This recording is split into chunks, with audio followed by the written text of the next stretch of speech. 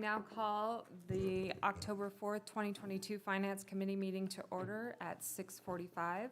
The chair would entertain a motion for the approval of the claims. Madam Chair, I move that we pay the claims in the amount of $277,460.61. Payroll and liabilities for 9/23/22 in the amount of $481,104.45 for a total of $758,565.06. Second. Councilmember Pronto has the motion. Councilwoman Salisbury has the second. All in favor say aye. Aye. Any opposed? Motion passes. Is there anything additional that we need to discuss tonight? I have nothing, Your Honor. All right, with that, we adjourn at 6:46. Definitely. Could have drugged that out. It changed right.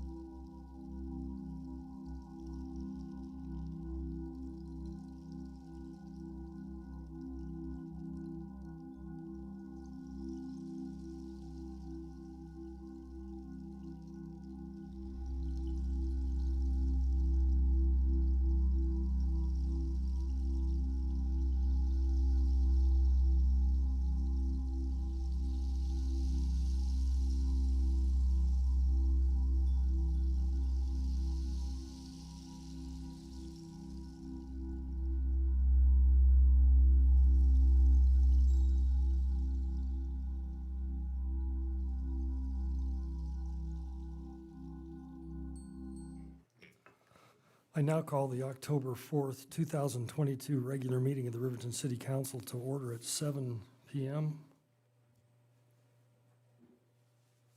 Councilwoman Borders will lead us in the Pledge of Allegiance, and Councilman Larson will give us an invocation. I pledge allegiance to the flag of the United States of America and to the republic for which it stands, one nation, under God, indivisible, with liberty and justice for all.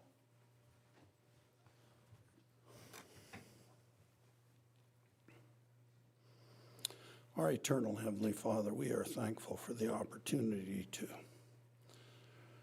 serve Riverton and to promote its well-being. We ask that Thou might watch over and bless us, that we might do that and be able to help to make Riverton the place that we all love. We're thankful for the first responders and especially the service of the police department that serves us so well. Please watch over and bless them. We're thankful for all our blessings here, Father, and we say this, name Thy Son, Jesus Christ. Amen. Amen.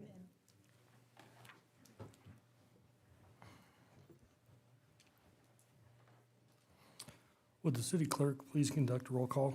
Yes, Your Honor. Councilwoman Carla Borders. Here. Councilman Lindsay Cox. Here. Councilman Dean Peranto. Here. Councilman Kyle Larson. Here. Councilman Christy Salisbury. Here. Mayor Richard Gard. Here. The chair would entertain a motion to excuse Councilman Bailey. Second. Councilman Larson has a motion. And Councilman Peranto has a second. Further discussion? All in favor, say aye. Aye. Any opposed, say nay. Motion passes. I declare that with quorum is present, the chair would entertain a motion to approve the agenda as presented. So moved. Second. Councilwoman Borders has a motion. Councilwoman Cox has a second. Council discussion. All in favor, say aye. Aye. Any opposed, say nay. Motion passes. Communication from the floor, citizens' comments. Anyone in the audience wishing to address the council regarding an item that is scheduled for a public hearing will be given the opportunity to speak during that public hearing. Anyone wishing to address the council on any other item may speak now. I would ask those individuals who wish to address the council at this time to approach the podium and identify yourself for the record.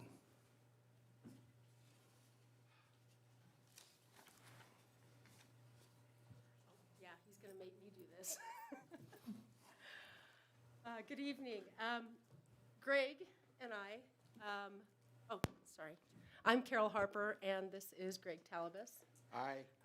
You've seen us before up here about the Community Watch. And, since we started the Community Watch, it's been kind of, it's slow growing. But there's also been some folks that have said that it's stupid or that we don't need a community watch or my neighborhood's just fine until it happens to them. And so one of the reasons why we're here tonight is that we don't want to lose momentum on this. Greg here has been really good and very active in his neighborhood. We think, a huge percentage of us, read the crime reports, we watch the news, we just think, it's not going to happen to you. But our hope is that we can at least have our neighborhoods be aware and care, at least. I think that, even if it's just one person in the neighborhood, we're not asking to make this huge, complicated network. We're just trying to start out to get the people that are aware and care. And so, even if it's just getting to know your neighbor, just going next door and meeting your neighbor, Gonna speak up here? I'm ready. Hi, everybody. Well, I agree with her totally. There was an incident at Loaf and Jug where I came in happy, toting a bunch of signs, and I said, "Who wants some community watch signs?" And nobody did except the gal working. I said, "Wait, let me guess. Crime called in sick at your home, right?" And they all looked at me, the customers, and I said, "You know, if you're not part of the solution," I go, "well, it's easy to think you're part of the problem." And we're running into that, you know, and we need to get the word out for people. We're not carrying a ball and chain. Come on in, you know, and visit and get strong so that we can get more organized. I was wondering maybe on our water bill, we could have printed on there, support Riverton Community Watch. Just a thought, Mayor. Anyway. We can certainly ask. That's right. Anyway, and so we're going to really try to get this 18th meeting, get more people in. When is Yeah. it? The 18th? It's next Thursday, 13th. Oh, 13th? 13th, yeah. 13th. Here in One of them City Hall, days. right here in the chambers. Mm-hmm. Mayor, you and both Chief Murphy have been president of those meetings. You've been very, very valuable, very helpful in, you know, with your information and your input. And so we don't want to lose momentum, like I said. We just want to get people aware. We do have a website now, rivertonwatch.org, and we do have a Facebook group. It's a private group, and that is Riverton Community Watch.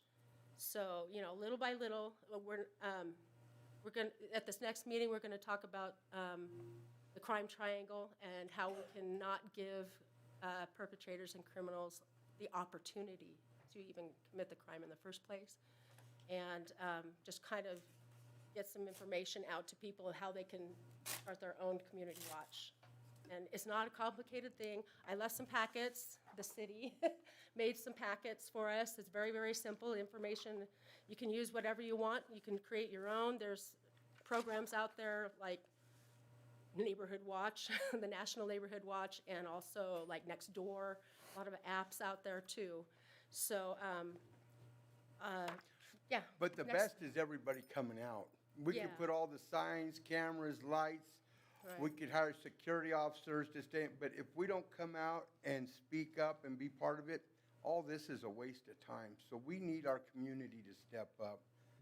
There was a young lady that passed out about 2 weeks ago out there in front of Rumors, and she was hurting. And these officers came over, and they got her finally loaded up onto the ambulance. And I said, you know, guys, I want to talk to you. And they said, what's up? And I said, I want you to know that I appreciate your respect and meekness and kindness to that woman. I appreciate you, and I'm going to let City Council and I'm going to let the captain know that you guys are outstanding. And I was there for the whole thing.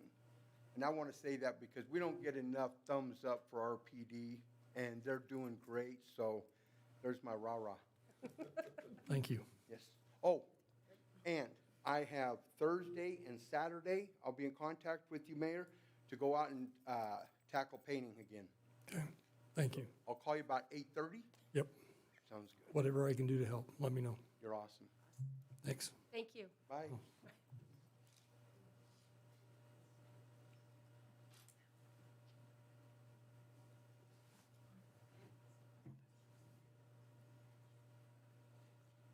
Tom Earhart, I live at 807 Riverview Road, and I've got two things to gripe about, I guess. The first one is weeds in this town. You guys make the ordinance, and you've got nobody to enforce it, and you want the public to go around and come down here and tell you who's got weeds where, and then a month later, they might get cut. And I'm not talking just the public, I am talking about the city yards, the dog pound, the park and rec's yard, all of them. And now the weeds have grown up enough that they're gonna start cutting them and leaving them. And they're gonna be blowing as tumbleweeds down, and they already started that. And I've got a fire hydrant across from me. I come and bitched about it a month and a half ago, And the weeds are still high enough that you can't hardly see that fire hydrant. So I don't know if you guys are ever gonna do anything about this weed stuff. You guys make the ordinance and you never back them. Thank you. My second gripe is about speeders in this town and running stop signs and through the red lights. Right now, I walk in the morning on Adams, Riverview, and Monroe, and I can count anywhere from 3 to 5 out of 10 vehicles that never stop at a stop sign. And probably about 35 to 55% are speeders going down that road. And I mean, I can judge about what speed limit is, you know, and anybody else can. And 35 miles an hour, you can tell that they're going over that and spinning their tires and blowing black smoke and everything else. And this has been ongoing for 4 or 5 years. I've come down, and the whole thing is, every time you come down and gripe about it, they bring out their little flashing speed sign, they set it up, and you can sit there and watch. 9 out of 10 of them are going faster than what the speed thing is. I don't know if we got a problem with, we can't get the police department out and do any, what do you want to call it, traffic control in this town? Or if we're too busy just picking up other people. Thank you. Thank you.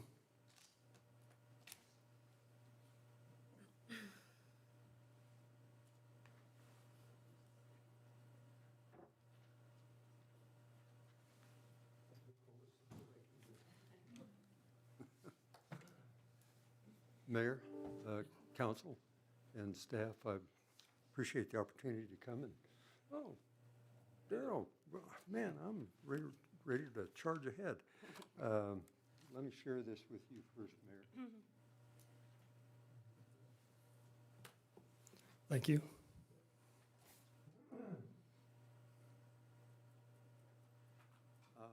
I'll tell you how I got here.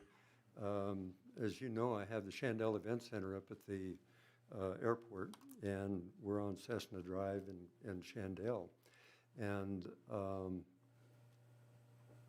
it's a busy road. So anyway, I put these big rocks all around it, and each one of these rocks weigh about 1 ton to 1.5 tons apiece. And so I was having to move one of them, and I didn't have any way to do it. So I went over to KLX. I knew they had a big loader over there, and they graciously came over and helped me move it, and I really appreciated that because I don't know how I would have got it done otherwise.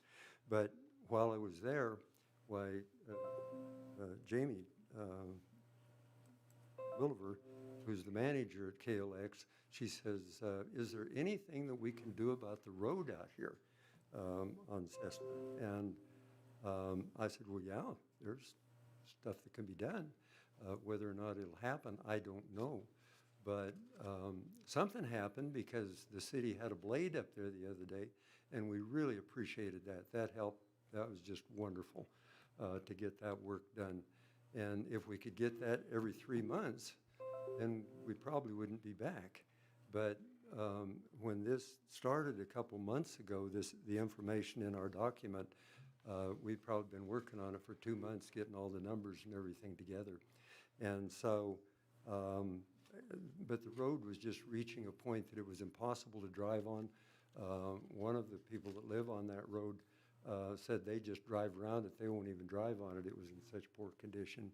And the folks at KLX, why their trucks was getting beat up, and it really was. It was a bad road. And we're not asking for sidewalks and curb and gutter or anything like that, but just a quick and dirty overlay would just solve the problem and would last 10 years, and it would help improve that area. But that's what this is all about.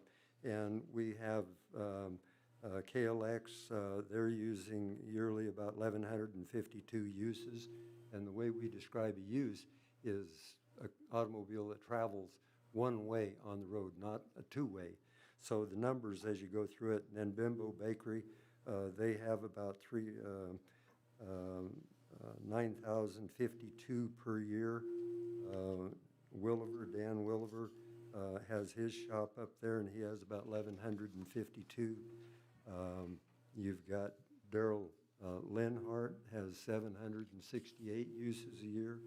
LCM Leasing has about 2,288 uses. My Event Center, we have anywhere from 12 to 15 events there a month, and anywhere from 50 to 100 people. And so, and these are just estimate figures without having a meter to count the travel on it. There's no way of knowing exactly what the use is, because there's a lot of uses that, for example, I contacted FedEx and they didn't want to get involved. And But FedEx also told me that a lot of times they'll just go around as well, because it was to the point where it was horrendous. And when you'd get to the stop, I'm sorry, I just totally interrupted. No, jump right in. When you'd get to the stop sign that was knocked down for a while, you'd have to go into the left lane to go out, because there was you couldn't drive through it. And I've seen several people try to pull in as someone was coming out, and it just got very dangerous. And then we were very thankful that you guys came up and did what you did last week or a couple weeks ago, because, I mean, if there was any other way I could not have to drive that road, I would do it too. But I work right towards the middle of it, and my personal car, it was taking quite the beating. As far as everybody on this list, it was atrocious. So, You kind of blunted our talk this evening, because now we've got a fairly decent road to drive on. I know, But- yeah, after the. But we know it's just a temporary situation, and in a couple, 3 months, I think it'll be back to where it was. As much There's traffic just so much traffic on it. as on that road, it would be great if we could get someone up there and maintain it. So when was the last time, sir, did you have something you wanted to add? Okay. This is Daryl Linhart, he has a shop up there, beautiful shop, does beautiful woodworking. So, anyway. The city, it's been my experience, I called this last week and asked for an alley to be graded in town, and it was done right away. When was the last time you complained to the city that the road was in bad shape? Gosh, I never have, but I would guess that it hasn't been graded in the last 3 years. The last what? 3 years. Last 3 years? Possibly since the constituted asphalt was put on there, and they tore up some of the old runway. It hasn't had much attention since. I'll drive up there tomorrow and go on all those roads. yeah, you'll find it doesn't look that bad But, now. but if, I guess my point is that when I tell the city what I need, I get what I ask for. I have requested someone to come up and look at it, and Krista, my girlfriend that works at the city office, she was gonna put in a note. But then something happened, there was a transition, somebody was leaving, and somebody was taking over in the transportation department. And she thought that maybe we'd be able to, We apologize for that. Oh. And we do want your roads in good shape, and we'll get right up there and take a look at them, and get them fixed for you. we just knew that if we had all of the information and how much use that road gets, that maybe we'd be able to Yeah, something. we want even the alleys in as good a shape as we can get them. So we will come up and as early as tomorrow and take a drive on the roads and figure out a plan how to go forward. Okay, That would really be great. thank you. Thank you, everybody. appreciate it. Thank you.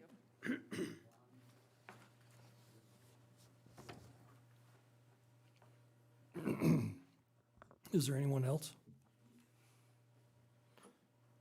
Would the city clerk please read the consent agenda by title only? Yes, Your Honor. Approval of the minutes, September 20th, 2022 regular council meeting.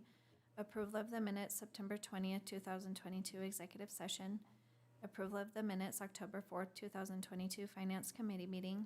And approval of the finance committee recommendations for October 4th, 2022. Thank you. Are there any further items requiring discussion? Your Honor, the Finance Committee met earlier this evening and approved the consideration of claims to be paid in the amount of $277,460.61, payroll and liabilities for September 23rd, 2022, in the amount of $481,104.45, for a total of $758,565.06. Thank you.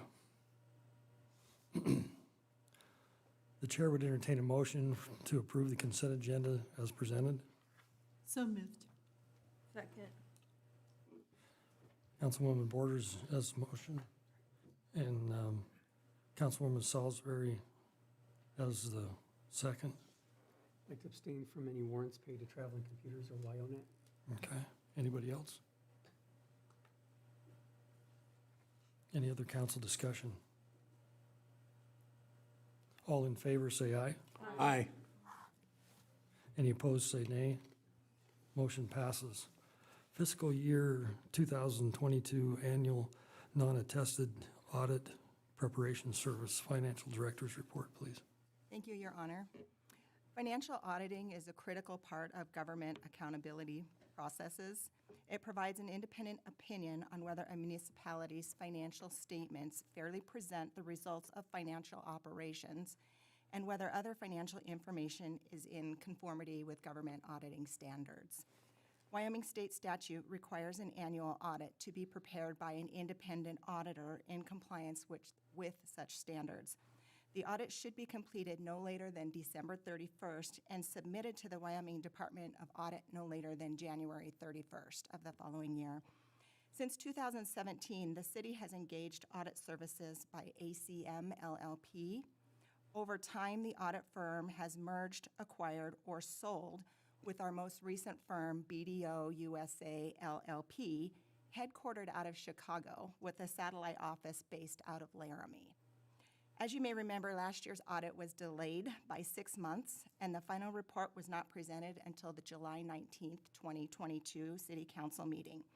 Not only did the delayed reporting cause disappointment to us as a staff, but it also required that we made continuous contact with the Department of Audit and many of our funding agencies. While the final results of the audit were favorable, the continued delays in the service are not the standard that the staff and elected officials of the City of Riverton strive to maintain. Further, BDO USA is limiting its engagements of audits in Wyoming and providing most of its services outside our borders. To further explore our options, the city staff drafted and advertised requests for proposals for auditing services. Historically, our auditing firm has performed audit preparation and financial and compliance reporting. Due to changes in industry standards, the audit preparation services and financial and compliance reporting must be completed by 2 separate entities. As a result, the staff advertised services, including the option to submit proposals for one or the other service. The staff advertised in the Riverton Ranger according to legal requirements and received 2 responses.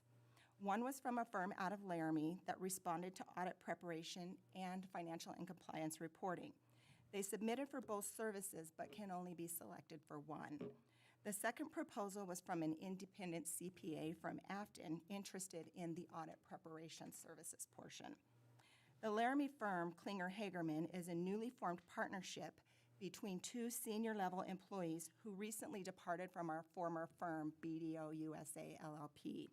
As you may know, Abby Hagerman has served as the lead auditor for the City of Riverton for the past 13 years. Her partner, Micah Klinger, has 15 years of extensive audit experience and most recently a leader in the annual financial audit for the City and County of Denver. While the city staff has no prior experience with Afton's Wade Hershey CPA, his professional proposal includes 14 years of financial and compliance expertise, currently providing audit prep services for 12 public entities. Each entity possesses the professional expertise, experience, and overall ability to perform the services. They have extensive knowledge in local government auditing, including single audit compliance and review, and have the necessary staff to meet the proposed audit schedule. Mr. Hershey's lowest proposal for non-attest services came in at $25,000 with 5% annual increases for the following 2 years. Klinger Hagerman, the sole responder for audit services, came in at $60,000 with 5% annual increases over the next 2 years. The city staff budgeted $81,500 for audit services this fiscal year. The fees associated with this year's audit are $85,000, leaving a budgetary shortfall of $3,500 across 5 separate funds. The impact to each of the funds is $700. If this is not absorbed in other operational cost savings, the staff will request additional funding in a budget amendment as the fiscal year progresses. With that, the staff recommends council approval to engage Wade Hershey CPA to perform the city's audit preparation services and Klinger Hagerman LLC to perform the city's financial statement and compliance reporting services for the fiscal year ending 2022 to include the option for annual renewal. Thank you. The chair would entertain a motion to approve the Wade Hershey CPA PC to perform the city's audit preparation services for the fiscal year ending in 2022 and including an option for an annual review. So moved. Second. Councilman Larson has the motion. Councilwoman Cox has the second. Discussion. All in favor say aye. Aye. Any opposed say nay. Motion passes. Do you want another shot, another bite at the apple on this, or did you cover all? Your Honor, I think I've covered it all. You got it both, I thought. So, I got it listed separate. I was going to give you another opportunity to report. The chair would entertain a motion to approve Klinger Hageman LLC to perform the city's fiscal statement and compliance report service for the fiscal year ending 2022 to include an optional annual renewal. So moved. Second. Councilman Peranto has the motion, and Councilwoman Salisbury has the second. All in favor, say aye. Aye. Any opposed, say nay. Motion passes. Assignment of hangar ground lease. City Administrator's report, please. Thank you, Your Honor. I'll be pretty quick on this one. Essentially, Bill Chupka and Timothy Smith jointly own a T-hangar up at the airfield. Timothy Smith has sold his aircraft and would like to divest his interest in that hangar. And Bill Chupka is willing to take on the entire interest of the hangar. The lease agreement that we currently have with both of them do allow the assignment or transfer of the lease interest. And tonight, we're just asking that you approve that. Mr. Chupka and Smith are in agreement. They've already signed the documents necessary. And tonight, we just need your approval to execute that transfer. Thank you. The chair would entertain a motion to approve the assignment of the rights, privileges, uses, and interest in the ground lease agreement between the City of Riverton and Bill Chupka and Timothy Smith to Bill Chupka. So moved. Second. Councilwoman Cox has the motion. Councilman Peranto has the second. Further discussion? All in favor say aye. Aye. Aye. Any opposed say nay. Motion passes.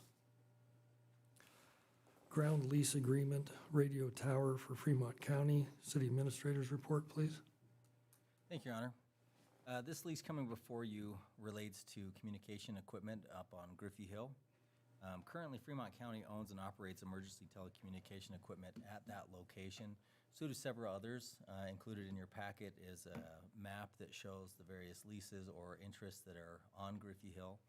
It makes total sense that that's the area where these towers go because it's the high point in town. Essentially, the county has received grant funds and would like to abandon its existing equipment and install new and improved telecommunication equipment. The purpose of this is for emergency communications. The new equipment includes the Titan Trilon Tower and a small support building. There are examples in your packet of what those would look like. And prior to installing them at the site, the city does need to enter into a lease agreement with the county. I would like to note that an amendment to the proposed lease agreement was sent to you via email prior to the meeting. Essentially, what happened is Jody Darrow, the county's attorney, was out while we were preparing this. One of her staff members reviewed it and provided us comment. After she was back this week, she reviewed it and just had a few other changes to make. They were essentially non-substantive. The biggest change you'll find in paragraph 2 of the new agreement, and it basically states that once this lease agreement is executed, no one else can lease the space or use the space unless the parties agree to do so. So it grants a little bit of protection to the county. She also recommended some non-substantive language changes, but again, they were not substantial. So I do want to note that the draft in your packet is different than the one that was sent today, and the county commission did consider that draft that was sent to you via email and have approved it. Tonight, your discussion is whether or not the city council would like to enter into that lease agreement. The terms of the lease is for 10 years with an option to renew for an additional 10. The compensation or the rental cost is $1. The reason for that is because it's with another municipal entity. And again, the purpose of the tower is not for commercial or any revenue generation. It's mostly for improved emergency communication for the county and then also for the other municipalities. The other item that we need to discuss or have the council discuss is, as included in your packet, the current or the area that the county would like to use is currently occupied. One is a ham radio antenna. There are 2 abandoned antennae, and then there's an active power pole in that area. So prior to executing this proposed ground lease, the city and the county would need to reaccommodate that active ham radio, and then also ensure that any of the new improvements would not conflict with the power pole location. We don't believe that it would. The thing that we really should focus on as on staff prior to executing this lease is making sure that that ham radio operator is reaccommodated to a different location. Prior to making any improvements, there is verbiage in the lease that the county would need to submit plans, specifications, receive a building permit, and comply with our standards and regulations in that process. So even once the lease is executed, they will need to work with Mike Miller and his department on submittals. Staff's recommendation is to conditionally approve this lease, and the condition on which the approval hinges is, again, the reaccommodation and relocation of the existing equipment that's at the proposed site. As far as other discussion points, the city does have a communications tower in that vicinity, as you're able to see in that map. And we will work with Fremont County to ensure that any of the improvements they install do not conflict with the improvements that we currently have. And if there are conflicts, I believe there's language in the lease that will allow us to work around that. For example, if the connection between City Hall and the tower is disrupted from a line of sight perspective or any other frequency perspective from this new tower, our IT team has been working with the consultant with the county about an option of adding something on the proposed tower and then running fiber optic to our current location. That would then resolve any issues. There is a provision in the lease that allows us to work with the county for subleasing a spot on the spot that they lease from us. If that makes sense. I believe that the entities will continue to work well together. In fact, the city already works well with the county on the site they currently have. With that, again, the staff's recommendation is that this ground lease is approved conditionally. And once we're able to work with the existing improvements in the area, we can execute the lease and get the county moving. I got stuck on who got the $1. Does Mia get it again? General fund, all right. Can't spend it all in one place. I said we can't spend it all in one place, though. Hey, don't spend it all at one time. The chair would entertain a motion to approve the ground lease agreement between the city of Riverton and Fremont County for the installation of an operational for emergency communication equipment with the condition of a re-accommodation and relocation of the existing equipment at the proposed location. So moved. Second. Councilwoman Borders has a motion and Councilwoman Cox has a second. Any further discussion? I'll mention just a couple of quick little things. The current lease, or the current site that the Fremont County is using is really kind of beyond, they basically have a couple of poles in place, a lot of equipment on it. So this would be a huge benefit to the county as well as the city. There's been a lot of cooperation between the city and the county thus far. And this is just, I think it's just another step to provide additional visibility for radio visibility for the county to provide better services. So are you proposing that we drop to 50 cents, or what are you? No, I think $1 is totally fair. Stay Your with- Honor, I need to abstain from a vote on this because I've had some involvement. After that setup and you're not going to vote, huh? That's true, sir. But I am totally, no, Leave the rest of us at risk, huh? I'm not influencing. Anybody else have any wisdom? All in favor, say aye. Aye. Any opposed, say nay. Motion passes. Central Wyoming Regional Airport Air Service Update. City Administrator's report, please. Thank you, Your Honor. And if you don't mind, I'll come to the podium. Great.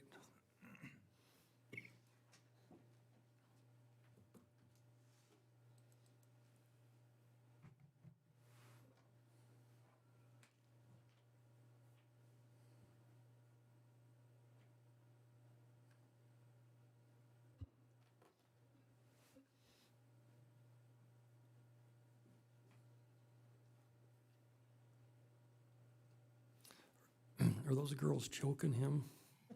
It's about our home. Chief, you saw that, didn't you? Your Honor, I did. Perfect. Thank you, Your Honor and Council, and I appreciate this opportunity to update you on air service at Central Wyoming Regional Airport. The mayor asked that I provide this update, especially after some information that came out at the air service rendezvous that happened last month in Jackson. As an aside, I did talk to some of the staff members and asked them how long they wanted me to go on this. It ranged, as you can imagine, but I will be as brief as possible, but also thorough so that you have an understanding of how our airport works, and more importantly, the commercial air service. So first and foremost, we have an air service partnership, and you know this already. SkyWest Airlines has been a great partner with the city of Riverton and our airport. SkyWest was founded in 1972, so they're basically at their anniversary year, which is kind of cool to see, 50 years in business. They primarily center on connecting medium and small-sized communities to the global transportation network, mostly the hubs. The most thing I want you to take away from this slide is the partnerships that they have. SkyWest flies the most for United, Delta, American, and Alaska. They have the largest regional contract with all the major carriers, and that's the benefit that comes to Fremont County with our partnership with SkyWest. SkyWest serves 260 communities across 46 states, the District of Columbia, 4 Canadian provinces, and 8 cities in Mexico. How about that? They have over 13,000 employees. In 2021, they carried 36 million passengers, and that's down from pre-COVID times. But imagine that, 36 million by this company. And a lot of times when folks fly on a SkyWest aircraft, they think they're flying on United, Alaska, American, or Delta. That's how strong their relationship is with these legacy carriers. They have 521 total aircraft, and 140 of those are CRJ-200s. There's an important reason why I'm telling you that. The RJ-200 is the aircraft that we utilize in our area, and actually basically across the entire state of Wyoming. It's a 50-seat jet. It comprises 26% of the total aircraft fleet for SkyWest. They basically have the market share for 50-seat jets, which is the perfect size for our community right now. Some of you that have tracked air service for some time have heard that we've been concerned about the 50-seat jet, specifically the RJ, and it basically running out of its useful life and being retired. SkyWest has been able to invest in their fleet to prolong the life cycles of that jet. So again, another highlight to this company and the value they bring to a rural community like ours. That 50-seat jet is perfect for us.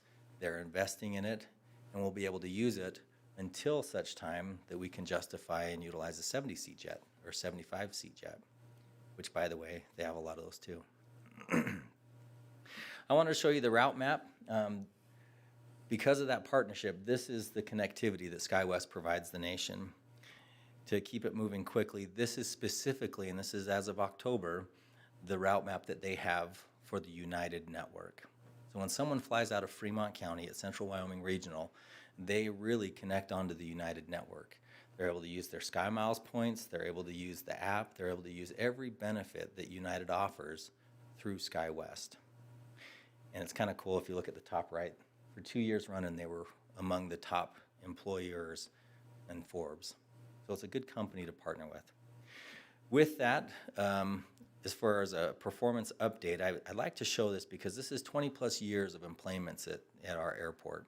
And you can see how there's trends, seasonal trends. In the summer it peaks, in the winter it troughs, and then around that 2013 time frame, it nosedived. We've told this story before, but I can't help but tell it again. We were on track to not having any commercial air service in Fremont County.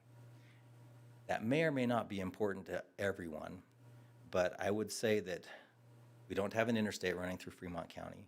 We don't have passenger rail. The way that we connect to the national transportation system is through our airport.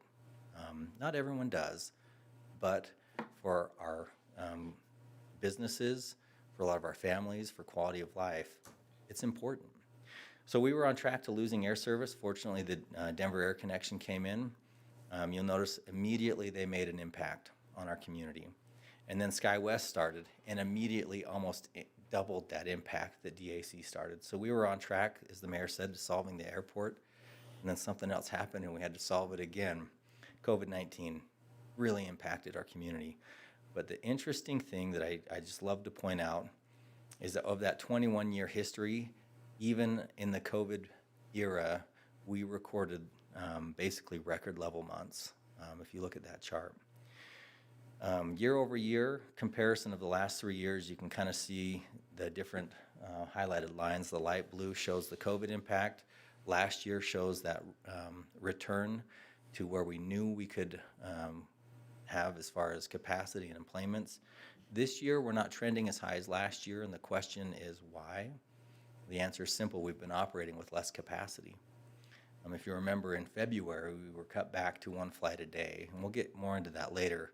But even with 1 flight a day, we're still exceeding what we did with Denver Air Connection and what we had done basically since 2013. We actually hit 10,000 employments just yesterday. So there we go. Third time in 10 years. Here's our cumulative growth. What I want to point out here is with Denver Air Connection, with Great Lakes, we really hit a ceiling. In fact, we couldn't really break that 8,000 threshold for employments. The reason is because of connectivity options and visibility options. SkyWest provides those, and immediately we saw that increase. We are trending below last year's employments, but it's because of the capacity. We are still trending much higher than what we were prior to SkyWest. All right, I want to talk about the mechanics of commercial air service. So it's nice to see that SkyWest has been a good partner to us, and we can see it in the numbers and the graphs. But a lot of the reason why is this capacity purchase program. I know we've talked about it before, but I just want to hit the high notes again. This capacity purchase program started a number of years ago, and it replaced for us the Air Service Enhancement Program. Both programs are programs offered by the state to support commercial air service in regional markets like ours. The nice thing with the capacity purchase program is we were able to partner with other airports in the state of Wyoming. So instead of being on our own like we were with this Air Service Enhancement Program and with Denver Air Connection, as far as a market goes and buying power and negotiating power, contract power, we're now tied in with Sheridan, Gillette, Rock Springs, and then obviously Riverton. We're the 4 markets for capacity purchase. It's very similar in makeup to the ASAP program or Air Service Enhancement Program. The state says we believe in commercial air service and we'll pay 60% of the cost if you'll come up with 40. That's basically what we're getting at. It's up to a 10-year agreement. We just finished our initial 3 years. We entered into a new agreement, as you know, and we're starting off into our second renewal term. All right, so what are the components of a minimum revenue guarantee? Because the capacity purchase program requires that, and honestly, regional commercial air service requires it, period. The days of having someone come fly in our market without some level of guarantee are gone. So the revenue guarantee, or the MRG that we talk about a lot, have 3 components. The dry cost, which is basically the crew cost, the regular maintenance, the insurance, the airframe, basically what it costs to fly in our market. It's broken down into what we call block hours. So all of those costs are reduced into an hourly rate. For us to get to Denver, it's 1.3 hours or block hours. So you have your dry cost, then you have your fuel costs. Those are actual costs that we pay, depending on what the market is. And then the next component is the revenue generated by the tickets. So you have dry cost, fuel cost, and revenue. It's based on each flight, so the passengers in each flight, and the tickets that are sold on each flight. I often tell folks that we wouldn't need a revenue guarantee if we sold one ticket at $10,000 a ticket. We just need to find that person that's willing to bear that cost. You let me know if you find them. The reality is we have to ensure that the cost to travel from Fremont County is competitive so that we get people onto the aircraft. So it's a balancing act of loading the plane with people and charging the appropriate price to generate revenue. This is why I'm so good at math. So the dry cost plus the fuel cost is subtracted by the total revenue on each flight, and that's your MRG. It's just that simple difference. All of the costs to serve our market at that block hour rate is subtracted by the revenue you generate, by the tickets sold on each flight, and if we sell enough tickets that it covers the cost, great. If we don't, that's what the revenue guarantee is. And again, air service providers will not come into markets like ours unless that revenue guarantee component is in there. The risk is too great, especially with what we've seen in the industry over the last year. Here's the actual numbers for last year. We pay by the quarter, and these are our local costs only. This is the 40% that we pay. The state pays the 60%. There's an asterisk on the second quarter. Our cost was $189,000, but because the governor believes in air service, he allocated additional CARES Act funds to communities like ours, and that bill ended up only costing us $5,000. That's thanks to the governor. And that shows the investment the state of Wyoming has in keeping communities connected. They understand the rural nature, especially that we have. So capacity purchase program, and then on top of it, the governor says, I'll step in and I'll make sure you guys stay connected. I get excited about that. I mentioned the last few months have been pretty critical in air service, and I think we've all seen the headlines, and we've tried to update you a little bit. Here are some examples of the headlines. Each one of these basically reference a community that's losing air service. I won't take the time for you to lose it all, but what's interesting is the Essential Air Service Programs. That's the federal program that's similar to our capacity purchase program, but communities that are supported by that federal program are losing air service because it's so challenging for these air service providers to operate in some rural communities. The other thing I like is air service is changing dramatically, especially in rural communities, and there's this trend right now for air service providers to connect people via bus. So I like this one that says American Airlines or bus lines. This is happening, and I can tell you there was one community in Wyoming that almost had this service. So we're not talking about things that happen far away. This is stuff that could impact our communities. Can you imagine going through security, loading a bus, and then traveling to get on an airplane? That's not what we want in our community. The other thing that's happening, 58 stations have seen a complete exit of air service providers, and these are legacy airlines. That number is higher when we're not considering legacy carriers. That's just since 2019, the advent of COVID. The reality of what's happening with air service is shown right there, and I think we're pretty lucky that we're not on that list. To get into more trends, I'm stealing some slides from the state of Wyoming. When we look at passenger recovery since COVID, Wyoming is actually performing better than any state in the nation. That's crazy. We're the state with the least population, but we're the state that's returning faster to air service. Why is that? Because we're rural. Our communities need to be connected, and that shows it. We're coming back faster. So that inverted graph shows you that the average is negative 26%, and we're at 1%. When we look at it, just the state of Wyoming, you can see the impact of total passengers over the last 25 years. This is all airports included. We, as a state, almost cut in half because of COVID in 2019 and 2020, and then we've already rebounded when we look back at 2021. This is a breakdown of total passengers by each airport. It's really hard to read, but it's because Jackson takes all the passengers. All right. Casper is the second busiest airport. Cody follows. But this gives you at least a breakdown of how people in Wyoming are flying in and out. And these are total passengers. Jackson almost flew 1 million passengers last year. I think people wanted to go to the park, personally. This is another way to look at that. 71% of all Wyoming travelers are associated with the Jackson Airport. 2.2 are Riverton, 2.4 Rock Springs, 3.4 Sheridan, and so on. Laramie's 2.2. Here's the cool slide that I like to show. Despite the negative impacts and the challenges that air service is going through, again, when we look at 2019 numbers, and this is through the first 6 months of 2022, Riverton and Sheridan have responded faster than all the other airports, which, by the way, were responding faster than other states and nations. I'm nervous, not nations. Don't put that in the report, or do, I don't know. The reason we saw 92% growth and Sheridan 188% growth is SkyWest Airlines. We changed our air service provider right before COVID, and we have seen growth because of it. I can only imagine what we'd be seeing without that doggone COVID impacting us.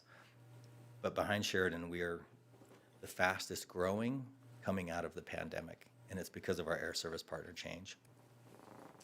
So here are some trends. Leisure traffic seems to have rebounded prior to what it was prior to COVID. Business traffic is still down across the state, 20 to 30%. We even see that here locally. It hasn't returned as quickly. Fuel costs, again, are incredibly high. The first quarter fares are up. For a while there, airlines were able to recoup quite a bit of revenue, and we benefited from that against that revenue guarantee. But I'll tell you, I had a lot of phone calls about the high fare prices. So again, it's a balancing act.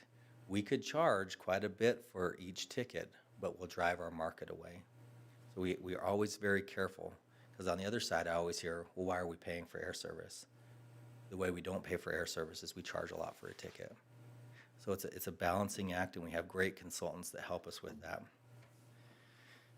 To run through, again, some of the challenges that have come from COVID-19, I'll just hit on two of them.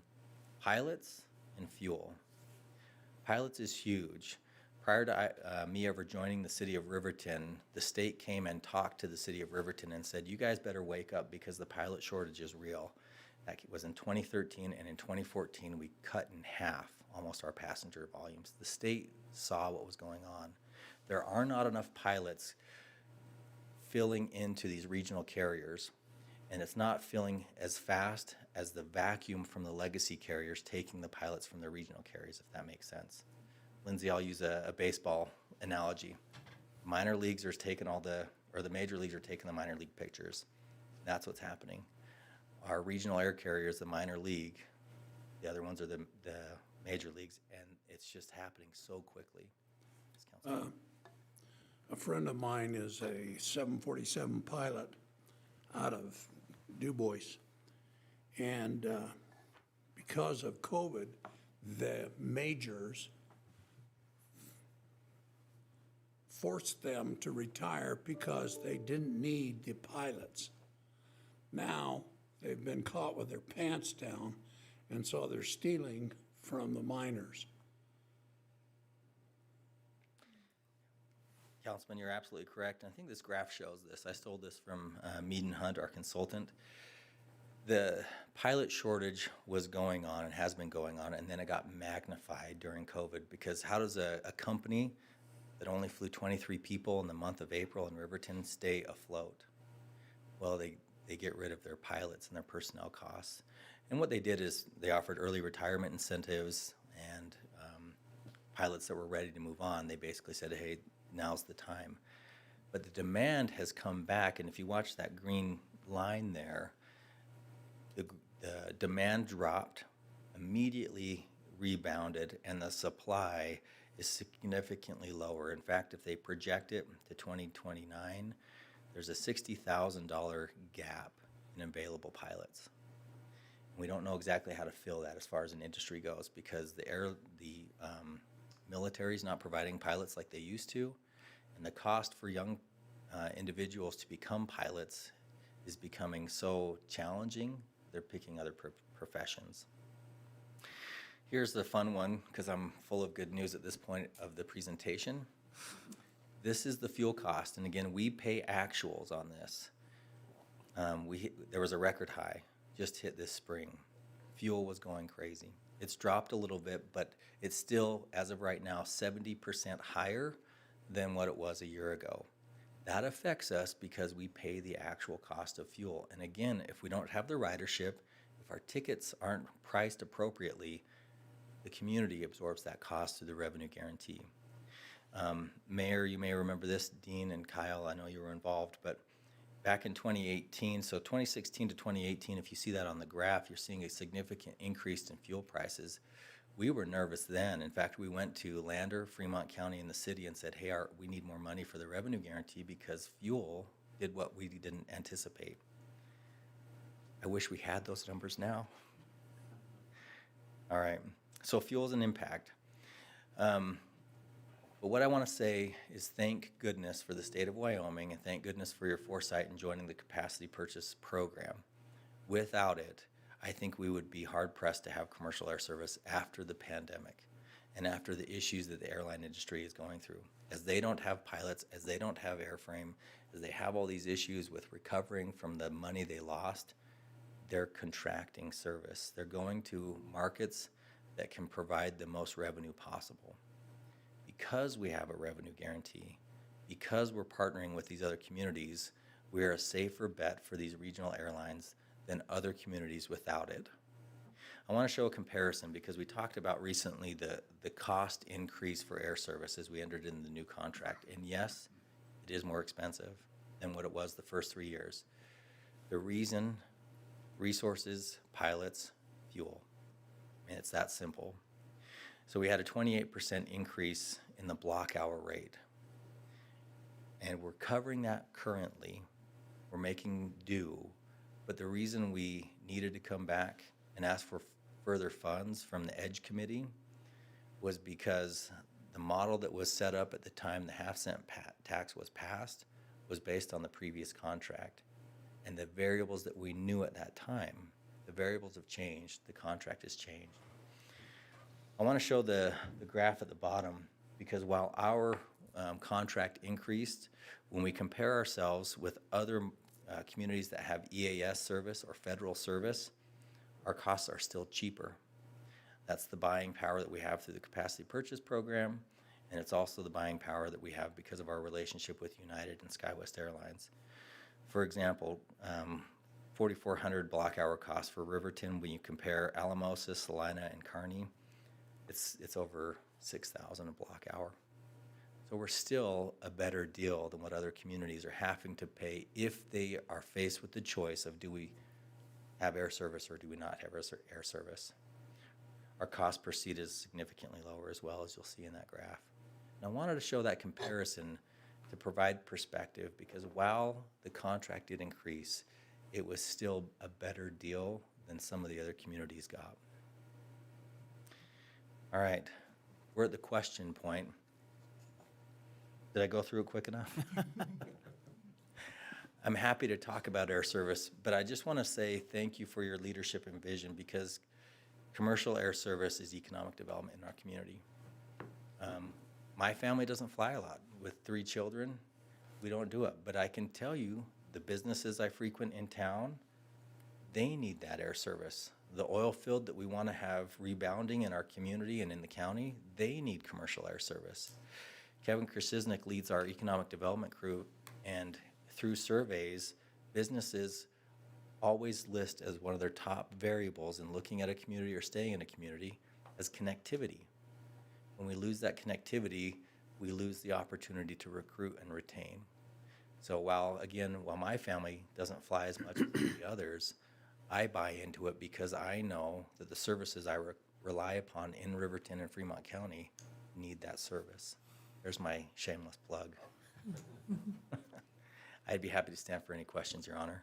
I think it's interesting that, Your Honor, that, we also underestimate the number of people that work from home or work remotely. People get to choose where they live, and the places they choose to live are places like Riverton or Lander, where they can actually enjoy their quality of life, but they rely on that transportation piece to get back to the corporate offices. And that happens a lot more than, we see it all the time because we work with these people, and it's a really high number that I think is not that they're marginalized, but I think it's underreported. We have a lot of remote workers in our part of the world, and they choose to live here because we have air service. Kyle, I really appreciate that information. This has been a problem for 12 years and plus. And so the information is really useful, and it's easy to see the bright spots in it. Fuel has just gone crazy, and that's probably something that we could fix here shortly, but we need to understand how that airport capacity works throughout all of our community, through the community college, through the hospital system, everything that we're doing. And Kevin, I think, is totally correct that it's hard to recruit anything to Wyoming if we lose this facet. So I appreciate all your work, and I know that you're kind of doing double duty because most of the other towns that are involved in this have an airport director that takes that weight off of the administrator, and I appreciate what you're doing to step in and make sure that goes and go to those meetings and bring back this good information. Thank you. Thank you. Anybody else have anything? Thanks, Kyle. We're now roundtable. Christie, did we start with you last time? No, but you can this time. I didn't have any meetings. I have a chamber meeting on Thursday at 11. And I also want to say Sunset Park is packed with kids all the time, so I'm hoping we can do more for our parks in our next budgeting session too, so that's all. Thank you. Kyle? I have nothing, Your Honor. Thank you. Dean? Your Honor, yesterday we met with the Fremont County School District 25 Rec Board. And really, aside from paying bills, the other thing kind of on our immediate docket is selecting a Volunteer of the Year and a Club of the Year, Organization of the Year. So that's something that we're beginning discussions of, and it's kind of our opportunity to highlight the people who actually give back to our community and work with our kids and really support our youth. So that's a really important discussion. And other than that, I have nothing other than thank you, Kyle. That's a great presentation. It was really concise and you always hear different facets of it, but being able to see it like that and actually make it tangible is really important. Thank you. Lindsay? I did not go to last night's meeting because I was at Homecoming 2.0, but I wanted to let you know I received an email from the Key Club at the high school, and they're going to do their turkey drive again this year, the Thanksgiving dinner. It's their 16th annual, and last year they fed over 1,200 people, and $15 buys a turkey. Last year, they spent over $3,000 for just turkeys, but if you wanted to make a donation, you can pay for that at central office. So it's a really good cause. It is a good cause. Yeah. Appreciate that information. Carla? Your Honor, I don't have a lot to report. I do want to go through some of the Go Riverton, because that's, you know, I like to be the cheerleader. GoRiverton.com, I think. Yes, goriverton@gmail.com for email. Tomorrow night at the museum, they're having Fremont Haunts. Alma Law is going to be there telling ghost stories. Looks like a lot of fun. Sounds kind of spooky. Get in the mood for Halloween. Just about anything you would want to know, you can find on goriverton.com. They're having a fundraiser for Miranda Townsend. I think a lot of people are aware. She's one of the vets for the Stock Dock, and she was injured pretty severely in a horse accident. They're doing a fundraiser for her this Saturday from 5 to 7:30 at the Fremont Center. It looks like 4-H is putting that on. So anything you want to know, go to goriverton.com, and you can find it. That's all I've got. Super good website. Appreciate it. It is. It's great. Kyle? Did we let you go last time, Kyle? Your Honor, I'm so nervous I'm going to take Councilman Larson's, but I kind of was waiting a second. Your Honor. Did you say we passed our 10,000? Your Honor, Yesterday. we did just a couple days ago. So October, November, and December are free then? I mean, we get to pad the 10,000. That's right. You know, that is such an accomplishment. It's just, you know, unbelievable. I remember when you sat there and you were sweating out $3.20 diesel fuel and wondering where you were going to pull the rabbit out. And as you say, that package buying has saved our seats. That's correct, Your Honor. Your Honor, I do have just a few things. I'm happy to report that Sunset Drive, Mr. Eggleston provided me an update that it was fully paved at 6:15 tonight. We should see that corridor opening up very soon to then close again so we can raise the utilities. But the paving's done, and I know the community's been very patient with that. We're happy to see that project come to a completion or nearing completion. He also says we need some stop signs up, so we'll get that going. The other thing I'd like to mention is we do have a Fix Our Road Citizen Committee meeting this upcoming Monday at 11 a.m. We meet at the bullpen area. The other item is Ms. Watson updated me that there are 6 active applications currently for the Public Works Director position, and that does close next week. So if anyone is interested, we do encourage them to apply. We're also happy to report that the city will be doing a trunk or treat again this year, and that will be on Halloween itself. And so we will advertise that and invite the community to come to City Hall and do a trunk or treat that Monday. We did receive notice that our public defender has a new opportunity with Fremont County and has given their notice. We're currently advertising for that replacement, and that will come to you as a council and mayor for your selection, likely the first meeting in November. And finally, Mr. Chairman, Your Honor, if I can have a little bit of latitude, I would like to communicate that Tony Tolstead misses everybody. I had a chance to text with him today. And I laugh because it's funny, your children keep you humble. My kids came and visited me before the meeting, and Olivia looked at me and said, "Dad, when's Tony going to get back in this office? And when are you going to get your stuff out of here?" So Olivia would like Tony to come back. And I made sure Tony knew that, but he did respond and say he misses everybody and wanted to say hello. Thank you, Your Honor. Thank you. That's good news. I'm glad he's doing well. I don't know what I did wrong, but I have a really big, long list, so you might as well sit back in your chair. It's going to take me a minute what I did last 2 weeks. We're really fortunate to have those farmers markets in Riverton. And I went down to the Wednesday one and to the Saturday farmer's market. And it's just amazing how many people come to town for those farmers markets. And I really do appreciate what they do. And then I had the opportunity to go to the Riverton Peace Mission candlelight vigil here at City Hall, and Chief went with me, and Sergeant Foost went with us, right? Yes. And that was a really good arrangement, and it was well attended. Little lighter attendance than they hoped for because it was raining just a little bit. But they took really good care of our building, which was one of our concerns. In years gone by, we had to spend the next morning taking care of that. So they were very kind and generous to us, and we appreciate that. I appreciate the officers for being there. I really do. Thank you.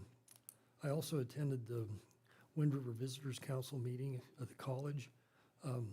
Amazing how that meeting goes, and they spend a lot of money advertising for Fremont County, the beds and restaurants and things, and so that's fun to see that committee work. It's about a 9-member board, and 2 from Lander, 2 from Riverton, 1 from all the smaller communities, and it really works well. And so it was a good meeting to attend.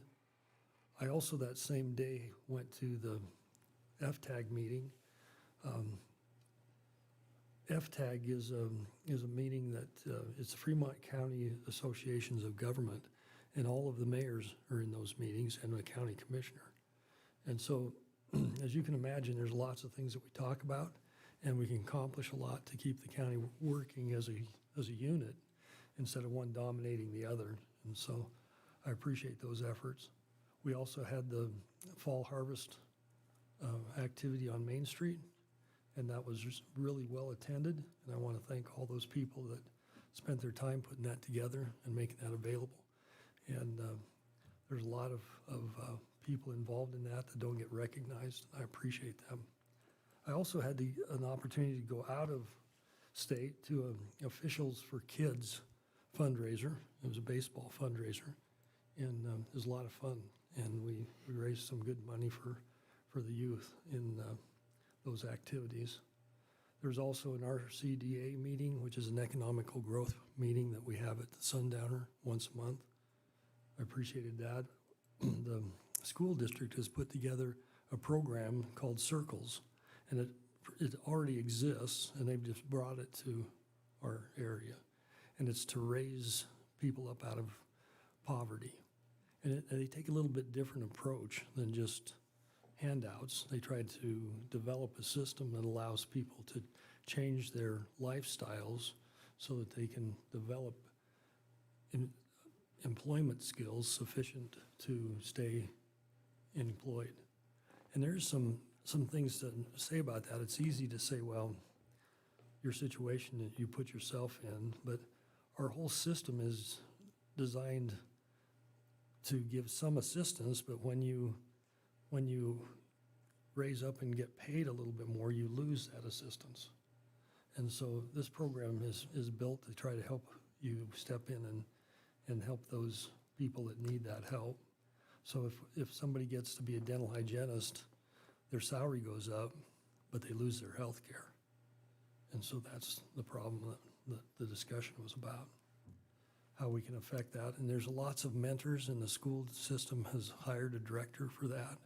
And if you're at all involved with that and would like to be part of that, the opportunity lays there and is ready for you. I also got to attend the staff meeting, which I really do appreciate the staff, the hours that they put in to keep us straight, and we discussed some serious things in that room. I appreciate their time. I got to go to the Job Corps signing of young people that are signed on to go to Job Corps. And that some people don't understand that, but you actually have to sign a contract to get into Job Corps. And if you don't get in. And then you have to comply to the rules that are there to keep you into the Job Corps system. And I'd like to thank those directors that put that together. I appreciate their efforts. I got an opportunity to speak to one of the citizens that lives adjacent to City Park. And I got some really, really good ideas from that.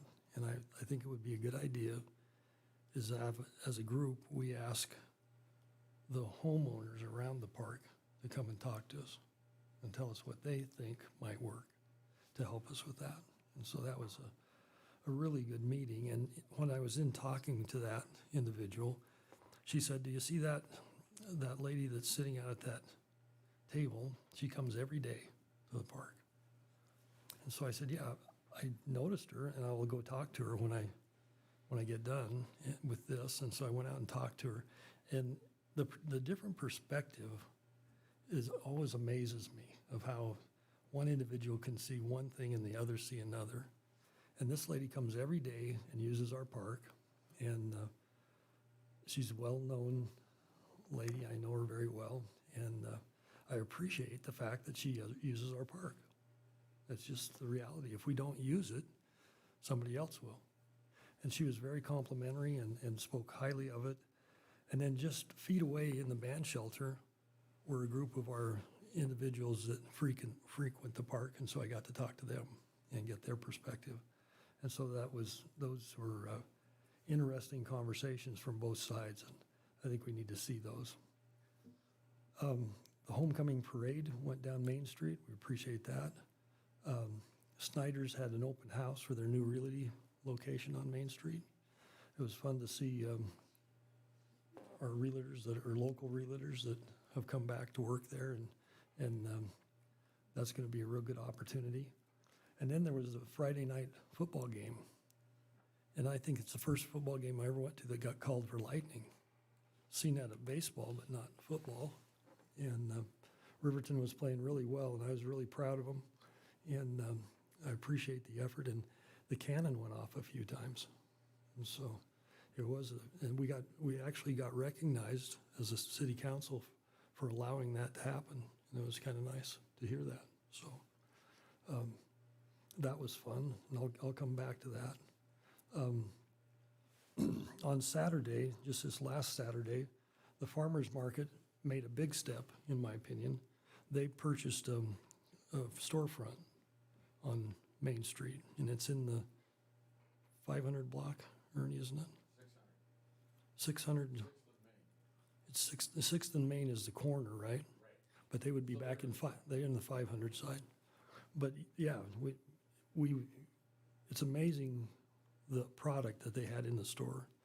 And we had a line that was made a loop around the room, and it took you 45 minutes to get purchased out. And we had a ribbon cutting there, and I think that's really going to work. And it had milk and meat and eggs and vegetables and all sorts of other sundries that you could purchase there.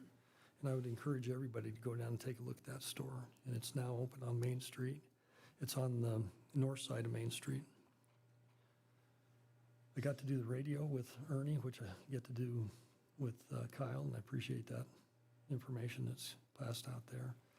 I also got an opportunity, because I sit on the FTAG board, I get to sign all their checks.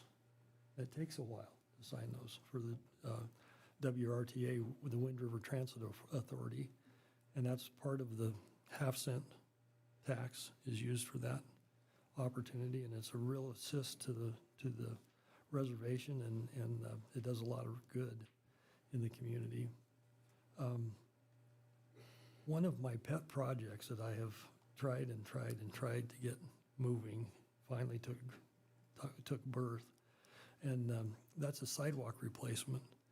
And the pressure heaves that you see around town, Webwood Road is littered with them, 15 or more, and there's 6 on South Federal.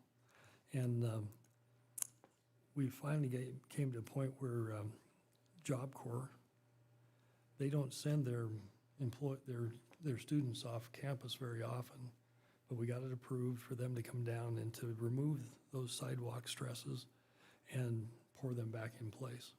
So today, they Yesterday, they removed 2, and today they poured those 2 back in, and also today they removed 2 more, and they'll pour those back in on Thursday. And so the south entry of Riverton no longer has those speed ramps that can launch your bike or trip you when you're walking. Another really fun thing this week that happened was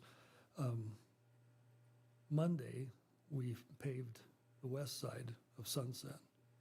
And I went down there and got to walk on the hot asphalt, and comes right up through your shoes. And it was a lot of fun. There was only me and one tech that was down there checking the compression on that. And it was nice to see and be able to walk around all the new sidewalks that have been placed there and see that getting ready to open. And that opened today for that west side access.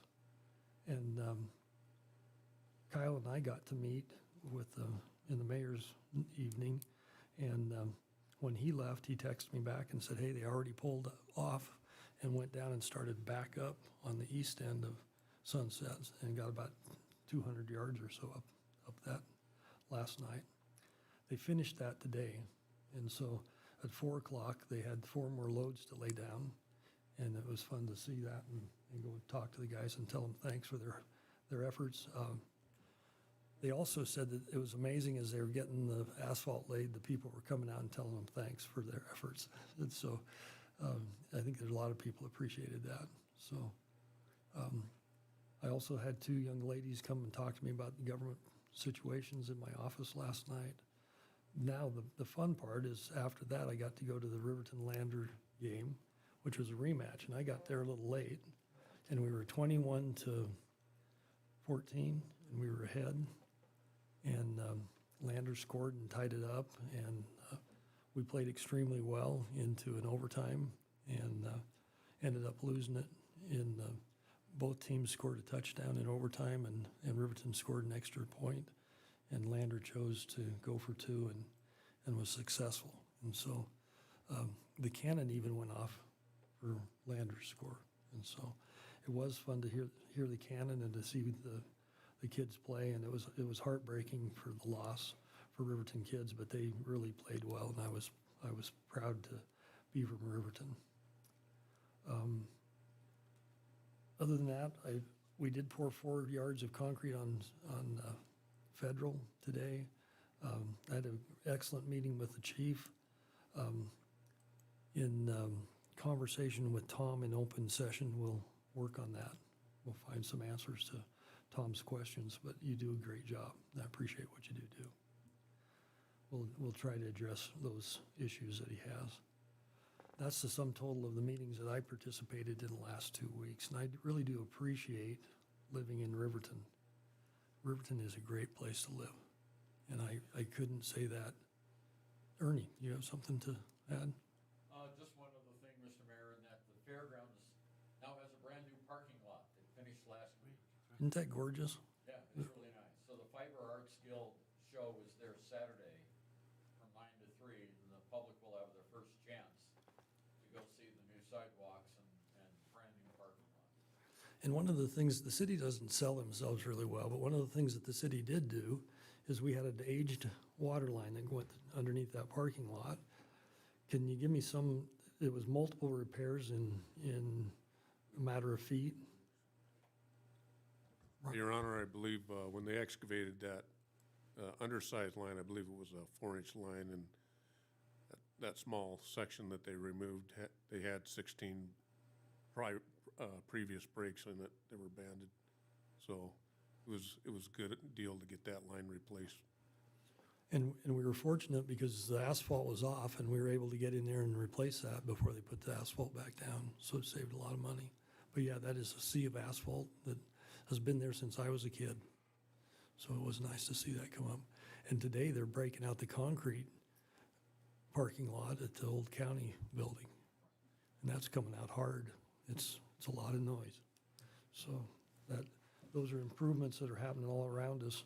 Riverton is a great place to live, and I appreciate all the efforts that are put in by the citizens and those of us that are out cutting weeds. I cut weeds this evening before I came to council, and within eyesight of Tom's house, so maybe he isn't appreciative of what we're doing, but it seems like we try hard to get those things done.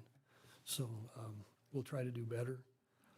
We do have an executive session this evening. The executive session is on real estate and personnel. The chair would entertain a motion to convene into executive session for the purpose of real estate, consideration of site selection or purchase of real estate in accordance with the Wyoming statute 16-4-405 AVII and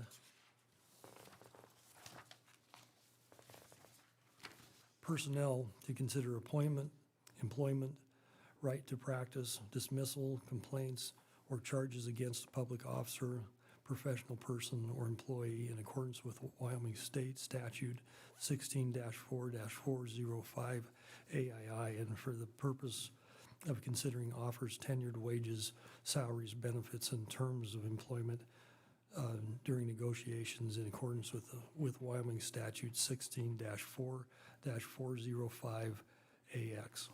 So moved. Second. Councilman Larson has a motion. Councilwoman Waters, was that Lindsay?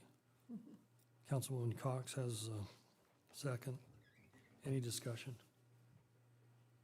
If not, the chair would ask George Piplica to come in with us, and Kristen and Kyle. Thank you. Your Honor, will you call for a vote, please? Oh, good. Well, maybe I would. I should, right? It's the next thing on the, all those in favor of going to executive, would you manifest by? Aye. No. All in favor, say aye. Do we need a motion? No, we We did. just did. We- Oh, I- oh, we just- sorry, we're all confused. We just need a vote. I didn't vote on it. Sometimes they- All in favor, say aye. Aye. Any opposed, say nay. Thank you, Kristen. We convene into executive at 8:29.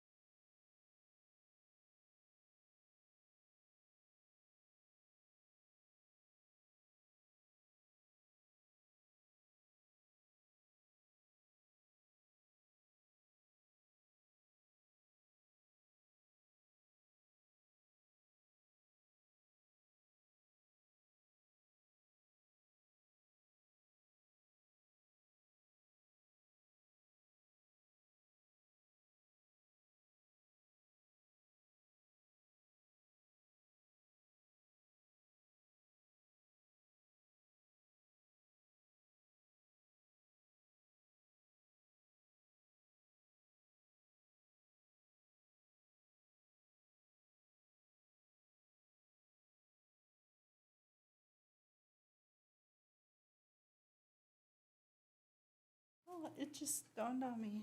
I took my phone back there, so the alarm didn't go off. I know.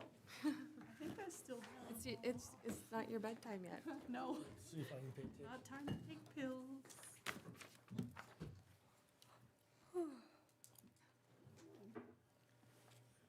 Yawned into the microphone. The chair would entertain a motion to reconvene into regular session. So moved. Second. Councilwoman Cox has the motion, and Christie Salisbury has the, Councilwoman Salisbury has the second.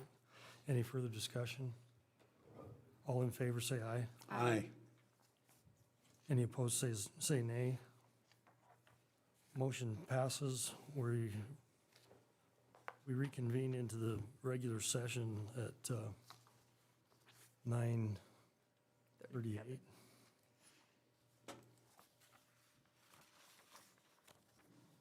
Action items, we have none, is that correct?